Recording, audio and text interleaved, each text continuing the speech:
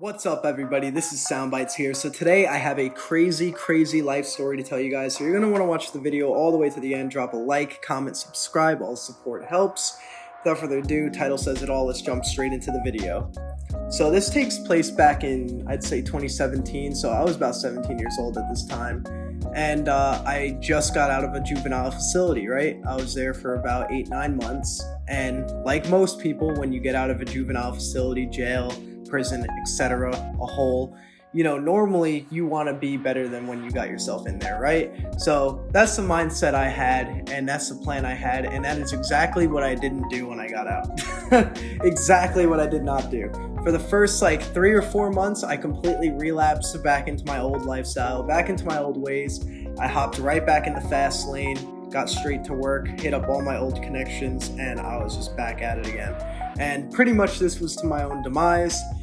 Thankfully, I stopped, and I'm on the straight and narrow as of current. But pretty much what happened is I got out on my first day. I pretty much hit up all my friends, right? And we all gathered up, we all rallied together, and we all were deciding to hang out at my friend's place of work, which was a Subway, right? So I'm from Long Island, New York, and everything in New York pretty much, especially New York City and Long Island, stays open until way past 10 o'clock. Normally, it depends on the place, right? So pretty much, especially in the city, but pretty much where I was at, this Subway was open until about 11 o'clock at night, right? So my friend's working there, and I'm not on probation, I'm not on house arrest, I'm not on anything. So I'm free to do whatever I want, and I mean whatever I want. So pretty much, as long as I don't get caught. But pretty much we all meet up at the Subway. We got about 10-15 of us at the Subway, right? That's how much it turned into. That's how much people we occurred. It was about 10-15 people, right? And we're all hanging out, we're smoking and joking, we're drinking, everybody's hammered, all crossed, everybody's having a great time, right? And my friend, we're just gonna call him G, okay? There's 2 G's in the story. One's G Money, one's G. So we're gonna start off with G. So G's working at Subway, right? And he's tired of my friend, we'll call him Jay. Because Jay keeps clocking in, going to sell bud, going to sell whatever, going to trap, and then he comes back and he clocks out. So he's pretty much clocking in, non-existent for the whole day at work, leaving my friend there all by himself. And he comes back just to clock out and collect the check, right? Kind of lucrative, on his behalf. But in the end, he's screwing my friend over, and he's just screwing people over. So it wasn't really that cool. And my friend Jay was just he just wasn't really trying to be at that place at all. So he was just leaving my friend G there to pick up all the slack. And my friend G was not having it. He wasn't having it. But pretty much, little did I know, he was going to be quitting the day after this day. And we're all hanging out in the back, and he's like, look, everybody hang out in the back. I don't care. There's a deck back there right in the back of the Subway, because we're in kind of an upscale neighborhood. Because when I came back out of the juvenile facility, I went straight back in with my dad. And my dad lived in an upscale neighborhood in Long Island, New York, right? But my mom, she lived on the very poor side of town in probably one of the most poorest areas of Long Island, New York. So it was kind of like a dynamic duo. It was very strange. But in the end, it worked out. So pretty much what happened is, he's like, you guys just chill on the porch. You could smoke, do whatever you want. But I can't have you guys coming up to the front and disturbing customers. We just can't have that. And we were all like, okay, we all respected that and everything. And then my friend E, let me give you a quick rundown on this dude, because this guy is crazy. He's about 6'4", 6'4", about 250 to 275 pounds. Big Honduran dude, crazy, neon green hair. For some reason, he had this fixation that he was the Joker, but he was not joking. I honestly believe that he thought he was the Joker, he actually did. But that's besides the point. Bottom line is he's just fucking nuts. And then we have my friend N. We're just gonna call him N. And my friend N, he just sold a ton of bud. It's all he did. He didn't sell anything else. He just sold bud, but he was he still is. He's still really good at selling bud. He's gone pretty much legal now, but at that time was a very well-known bud dealer, and he had the best. So pretty much we're all hanging out, and we got a bunch of our other friends there, and he's like, you know, just don't come up to the front, whatever you guys do. And what happens is we slowly start migrating into the store, right? Slowly start moving our way in. And he caught this, he did catch this, and he was like, hey, I told you guys to stay in the back, just stay on the porch, everybody be kosher, just be chill, cool as a cucumber, but you guys are coming back here, why are you guys coming up to the front, why are you coming here? And we were like, look, it's hot as fuck outside, all right? It's middle of summer, I remember, it was the middle of summer, AC was blowing in there, it was cranking, and we're like, can we just chill at the back door, smoke a few L's, and we'll just blow it out the door, the fan and all the exhaust is blowing this way pretty much, it's gonna blow it right back out.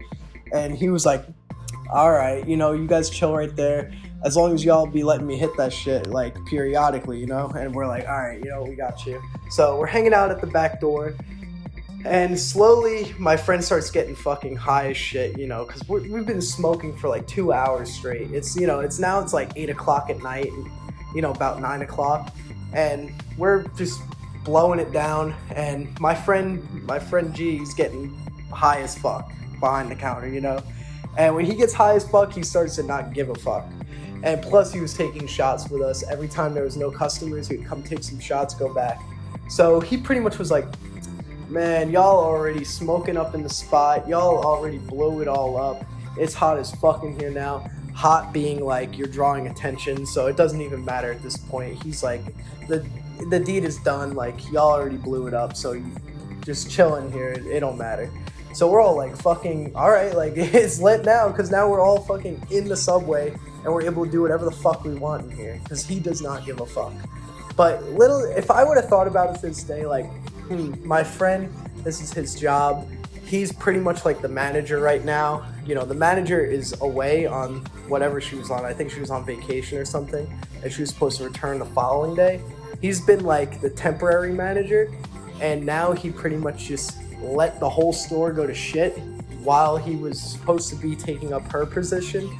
If I would have thought about it now with the mindset I have now, I would have been like, that's fucked, I'm not going to do that to my friend. But back then, we didn't think about any of that shit. We were all in so much trouble all the time that it just didn't even matter. So pretty much we're all hanging out in there now. Now there's literally a cloud of smoke forming on the ceiling throughout the entire subway. And they're starting to Henny bottles everywhere. People are getting fucking plastered, throwing up in the corner of the subway. There's a part where I put on a motorcycle helmet and you can see it because later on they have the whole CCTV footage. And you see me running headfirst repeatedly into this stack of milk crates, right? There's a pallet full of milk jugs, not crates. And I'm running repeatedly into it, and they're just bursting every time I'm hitting them, and just bursting more and more, and more milk is gushing out, and it's all over the floors. And it's just fucking nuts. Got my friend hotboxing in the fucking freezer. He's over there in the freezer hotboxing. Plus, he's got this girl back in the freezer with him, and they're making out. And it was just fucking nuts. It was insane. And it just got way, way worse. At one point, we're all chilling there, right? And we're all hanging out behind the counter. My friend's on the phone with his entire family. I mean, his whole family. He's going all the way down the line to his extended family. Just going way back. And he's on the phone with everybody, and he's taking orders, right? He's like, okay, Julia wants a sub. She wants an Italian. Okay. All right, what does Pops want? Pops wants a, meatball hero. Okay, I got him. So he's just going down the line. He makes 8 sandwiches, uses up all the fucking produce that's up at the front counter, and then shoves them all in his bag, says, hey, I'll be right back, and he dips, right?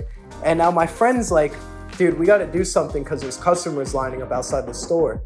And at this point, our other friend, G Money, like I said before, there's 2 G's in the story. G Money in our friend group, he's about 29 years old at this time, and he's a gangbanger, certified gangbanger. I don't know, he was involved in some type of gang. I'm pretty sure it was the Bloods, but he had tattoos all over his neck, on his face. He had cornrows, tall dude, and he was just a menacing motherfucker, dude. So he comes in and he's like, yo, what y'all doing? And we're all hanging out behind the counter. We're like, oh, we're making sandwiches and shit. He's like, bro, I just walked past a whole gang of customers out there, and y'all ain't even gonna fulfill their orders. And we're like, nah, bro, like, you see what we got going on here. We can't really do that. Spot's hot now. And he's like, bro, let's just open this bitch up. Fuck it. So we open the bitch up and like pretty much flip the sign to open, and they just start coming in. I swear to God, it was about the funniest thing I've ever seen in my life. The funniest situation I've ever been involved in. I was just stoned out of my mind. I was pretty tipsy. And I'm looking at all these people come in, and they're just walking into a fucking shit show that they never thought they would walk into. They never thought they would be in that environment and walk into this kind of shit show that we had going on. I mean, at this point, there's like 20 people there. We have this homeless guy that was like, he's like the neighborhood homeless guy that would always try to like ask you for a cigarette, or he would always try to ask you for a hit off a blunt if you were smoking one. Like, he was just always around, and he was always asking for something, right? And of course we would like help him out. You know, if he wanted like an Arizona, we'd go buy him one. He was in there dancing on the tables, trying to mac on some fucking 16, 17-year-old girls. Fucking weirdo. And he was just fucking being him, fucking throwing up, asking for pot, like all types of fucking stupid shit. And so they're just walking around, and these people are like, y'all work here? And, you know, I'm behind the counter. I wasn't doing anything, though. I was literally sitting there on the counter, rolling a blunt. Maybe that's the only thing I was doing, was just rolling a blunt. And I'm just astonished by like these people's reactions. Like, they were just so like, you could just tell in their eyes, they were so like googly eyed. They were like, what the fuck is going on? And one guy walks up, and my friend G Money, he's behind the counter, and he's like, yo, what you want? And he's like, yeah, I'll get you work here? And he's like, yeah. And then he says, you know, N-word. He's like, yeah. And then he's like, what do you want? And he's like, he's like, let me take a let me take a sub, and I'll also get some bacon on that. He's like, oh, you want bacon on that? And he's like, yeah, I'll take some bacon on that. And he's like, all right, I got you, fam. And he picks up a whole tub of bacon, right? the whole tray, dumps it on his sandwich. He's like, yeah, that enough? And he's like, that's more than enough. He's like, you could take some off, matter of fact. So he like knocks a few pieces off, and he's like, that good? And he's like, yeah, man. He's like, is that gonna be extra? He's like, don't worry about it. So he's like, we feeding the people today. And man's just making people sandwiches, and he's not even charging them money for it. He's just like, yeah, man. He's like, yeah, I'll take it. So he's just literally giving people free food. We're fucking making sandwiches ourselves, eating them, fucking smoking out the entire place. We eventually even had a customer come in, like 2 or 3 of them. They were like in a group, and they started hanging out with us, smoking with us, fucking making free food. Like, it was just fucking nuts. Spraying fucking sauce everywhere, like having sauce wars, and just spraying fucking ketchup and all types of shit all over the walls.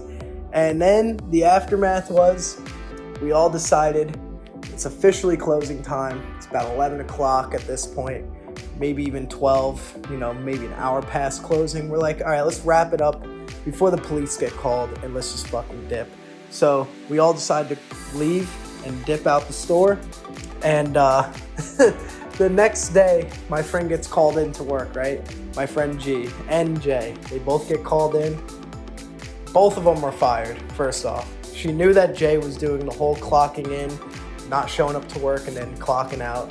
And then she knew obviously what happened the day prior to her return. So she fired both of them on the spot, but she wanted them both to watch CCTV footage and review it with her and pretty much guide her through exactly what was happening. So that's exactly what they did. They guided her through the footage, and they showed her what was happening, and they explained everything to her. And she pretty much was like, okay, you guys are done, and that was it.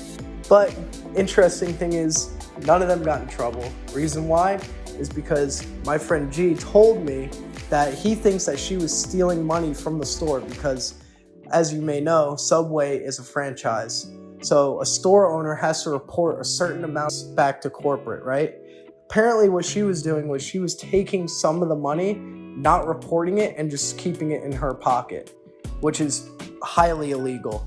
So he knew this about her, and he knew that she was doing this, and he mentioned it to her and said, I know that you've been doing this, and I can gather proof if needed. So are there going to be any repercussions? And she said, and I quote, because I remember this is what he told me: if you just get the fuck out of my store right now, there will be no problems. And that's what he did. Left the store. That was it. Pretty much, guys, that's the end of my life story. If you guys enjoyed, like I said in the beginning, like, comment, subscribe. As always, Soundbites out.